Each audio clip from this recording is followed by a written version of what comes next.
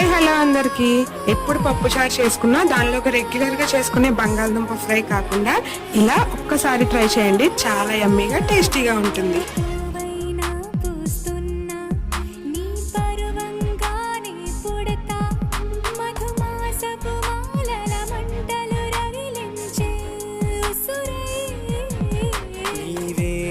మదిలో వాడా